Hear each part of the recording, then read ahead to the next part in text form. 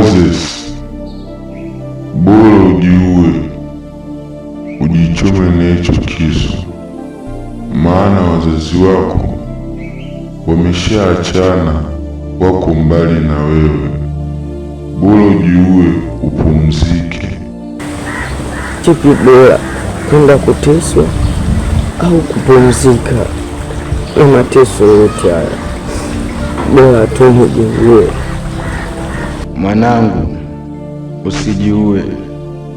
Nenda kwa mwalimu wako, atakwambia ya kupasayo kuyatenda. Basi hiyo sauti ongeza. Unanisikia?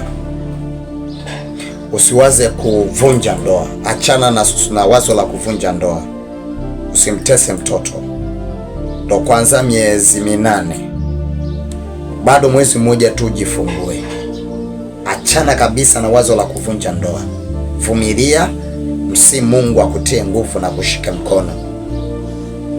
Bila ambao unaliona liwezekani litawezekana. Unanisikia mdogo wangu?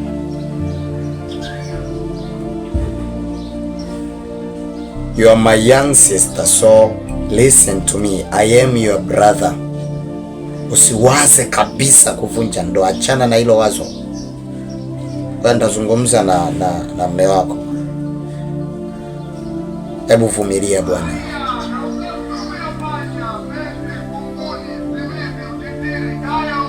Hai.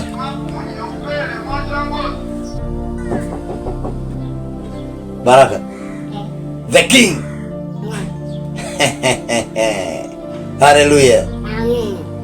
Bwana Yesu asifiwe. Amen. Ushindi ushindi. Amen hapa. Nini? Hapa.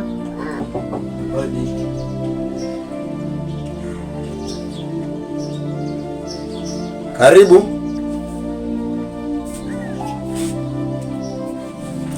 Moses.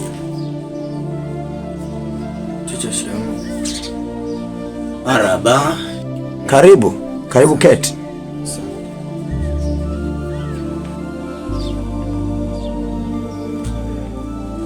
Teacher, ona 200 hapo nisaidie nikachukue sumu ya panya. Sumu ya panya?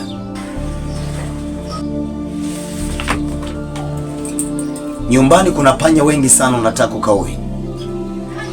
Panya yupo panya mtu ambaye ni mimi mwenyewe najiona kama panya, kwa sababu wazazi wangu walivyoachana tu maisha yangu akawa maisha ya kutangatanga. Nenda kuishi kwa mama, baba wa kambo alanitesa. Natoka nenda kuishi kwa baba, mama wa kambo alanitesa. Kwa babu naye ndo kanifukuza, kaambia hataki anione nyumbani. Sina sehemu ya kwenda kukaa, na akasema nisinde kwa ndugu yake yeyote. Moses. Yesu ni baba yako. Yesu ni msaada wako. Hata kama dunia nzima ingekukataa,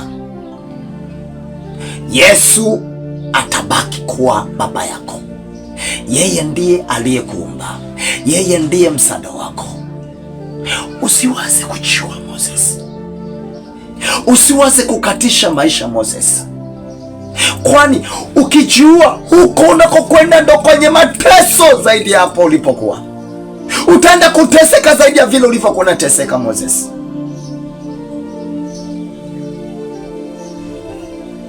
Hata kama babu yako kisa baba amekukataa, amekufukuza, huna pa kwenda. Duniani huna pa kwenda. Lakini kuna sehemu moja ambapo unatakiwa uende. Yesu Kristo anakuita. Anasema, njoni kwangu ninyi nyote msumbukao na wenye kulemewa na mizigo, nami nitawapumzisha. Yesu Kristo ndiye kimbilio, ndiye nguvu yako, ndiye faraja yako, ndiye msaada wako. Usiwaze kujiua. Nyuma yako Moses kuna watu wengi sana. mataifa yanasubiri msaada wako. Tanzania inasubiri msaada wako. Ukijua unatesa wengi. Unanisikia mwanafunzi wangu? Na hicho kisu ni cha nini? Nilikuwa nataka nijue.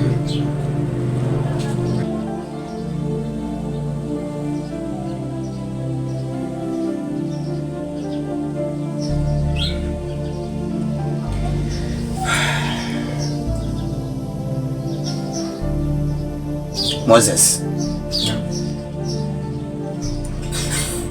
hata siku moja usije ukathubutu kurudia tena hilo wazo. Maisha yako hajafika mwisho. Liko tumaini ndani ya Yesu.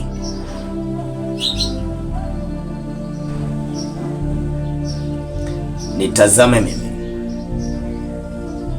Mungu anaweza kukufanya kuwa chombo cha thamani. Waliokukataa ukawa msaada wao. Utakaa kwangu, nitazungumza na wazazi wako. Utaishi kwangu, utasoma na utafanikiwa kulitumikia kusudi la Mungu. Ile kazi ambayo Mungu alikuumba uifanye, utaifanya. Futa fikra za kutaka kujimaliza. Hata kama wazazi wako wamekukataa, ndugu zako wamekukataa, dunia hii hawaishi ndugu zako tu, hawaishi wazazi wako tu. Wako watu ambao Mungu anaweza kuwatoa wakusaidie. Usiwaze kujiua na wala usiwaze kumkimbilia shetani. Mungu amesema nitatoa watu kwa ajili yako na kabila za watu kwa ajili ya maisha yako. Atafanya njia hata jangwani na mito ya maji nyikani. Usiwaze kujiua. Naomba hicho kisu.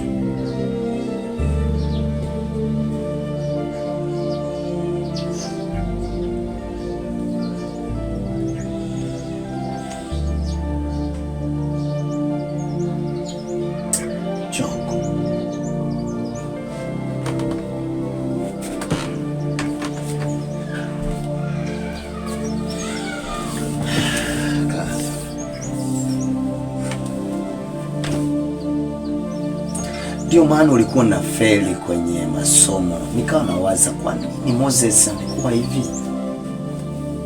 Nimesaisha hapa mtihani wako. Yaani Moses kweli wewe ni wa kupata 5 ya 50. 5. 5.